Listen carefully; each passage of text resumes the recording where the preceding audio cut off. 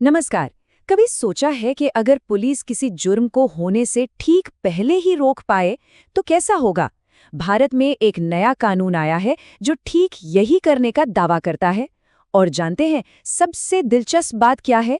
ये सब सिर्फ एक लाइन, एक वाक्य पर टिका है। तो आज हम उसी एक वाक्य की गहराई में उतरेंगे और देखेंगे कि ये पुलिसिंग के तौर तरीकों को कैसे बदल सकता है। देखिए, आमतौर पर पुलिस तब एक्शन में आती है जब क्राइम हो चुका होता है। लेकिन क्या हो अगर ये पूरा का पूरा खेल ही पलट जाए? क्या कोई ऐसा कानून हो सकता है जो पुलिस को अपराधियों से हमेशा एक कदम आगे रखे? यही वो बड़ा सवाल है जिसका जवाब आज हम ढूंढने वाले हैं। हाल ही में भारत के क्रिमिनल जस्टिस सिस्टम में एक बहुत बड़ा बदलाव आया है। इसका नाम है भारतीय नागरिक सुरक्षा संहिता 2023। और इस बड़े से कानूनी समंदर के अंदर एक छोटा सा नियम छिपा है जिसमें पुलिस के काम करने का तरीका पूरी तरह से बदलने की ताकत है।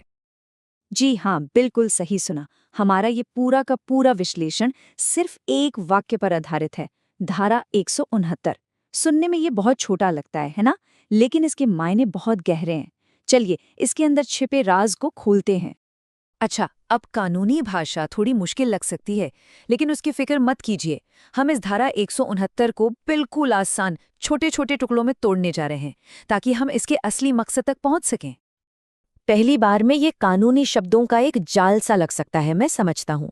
लेकिन मेरा वादा है जब हम इसे पूरा समझ लेंगे तो सब कुछ बिल्कुल साफ हो जाएगा। तो चलिए इसे साथ मिलकर समझते हैं। इस पूरे कानून का जो सार है ना, वो सिर्फ दो खास फ्रेजेस में छिपा है। अगर हमने इन दो को समझ लिया तो समझिए कि हमने प्रिवेंटिव पुलिसिंग यानी अपराध को रोकने वाली पुलिसिंग की दुनिया का ताला खोल दिया। और यहीं पर है सबसे बड़ा गेम चेंजर। अब बात किसी हो चुके अपराध की नहीं हो रही है। अब बात हो रही है अपराध को होने से पहले ही पकड़ लेने की। जो वो सिर्फ एक प्लान है, एक साजिश की सिर्फ एक हल्की सी आहट है। तो ये कानून हर छोटी मोटी घटना के लिए नहीं है, ये उन गंभीर अपराधों के लिए है जो समाज पर बड़ा असर डालते हैं और जिन पर पुलिस को तुरंत एक्शन लेने की जरूरत होती है। तो अब हमें ये पता चल गया है कि कानून किस बारे में है, लेकिन सवाल ये है कि ये असल में काम कैसे करेगा।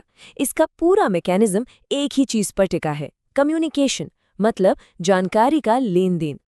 इसे एक तरह का कंपल्सरी इन्फॉर्मेशन हाईवे समझिए। जब किसी अफसर को कोई खुफिया जानकारी मिलती है तो वो उसे अपने तक नहीं रख सकता। उसे उस जानकारी को ऊपर अपने सीनियर तक और साथ ही उस डिपार्टमेंट तक भेजना ही होगा जो उस अपराध को रोक सकता है। ये कोई ऑप्शन नहीं है, ये कानून का सीधा सीधा हुक्म है। तो इसका असल मतलब क्या हुआ? इसका सीधा मतलब ये है कि अब किसी अपराध से जुड़ी कोई भी अहम जानकारी सिस्टम की फाइलों में गुम नहीं होगी। ये कानून एक पक्का रास्ता बनाता है जो ये सुनिश्चित करेगा कि सही जानकारी सही समय पर सही लोगों तक हर हाल में पहुंचे। ठीक है, तो हमने कानून की बारीकियों को तो समझ लिया, लेकिन अब एक कदम पीछे हटते हैं और सबसे बड़ा सवाल पूछते हैं। आखिर ये सब इतना जरूरी क्यों है? इस एक लाइन के कानून का असली मकसद क्या है? और अब आती है सबसे दिलचस्प बात। ये जो धारा 169 है ना, ये कानून की किताब में कहीं भी ऐसे ही नहीं डाल दी गई है। ये जिस चैप्टर में है उसका टाइटल ही है पुलिस की निवारक कार्रवाई। मतलब इससे ज्यादा साफ तो कुछ हो ही नहीं सकता। इस कानून का पूरा मकसद ही पुलिसिंग के खेल को बदलना है, रिएक्शन से प्रिवेंशन की तरफ ले जाना। तो चलिए इन सारी बातों को एक साथ जोड़ते हैं। धारा 169 सिर्फ एक नियम नहीं है, ये पुलिसिंग के एक नए नजरिए का ब्लूप्रिंट है। एक ऐसा नजरिया जो बातचीत को सबसे ऊपर रखता है, साजिशों को बनने से पहले ही तोड़ता है और आखिर में एक ज्यादा सुरक्षित समाज बनाने के लिए प्रोएक्टिव तरीके से काम करता है। तो हम आपको इसी एक विचार के साथ छोड़ जाते हैं। जब जानकारी को शेयर करना एक ऑप्शन ना होकर एक कानूनी जरूरत बन जाता है, तो असल में जमीनी स्तर पर हमारे समाज में पुलिसिंग कैसी दिखेगी? ये एक ऐसा सवाल है जिसका असर हम सब पर पड़ेगा। इस पर सोचिएगा जरूर।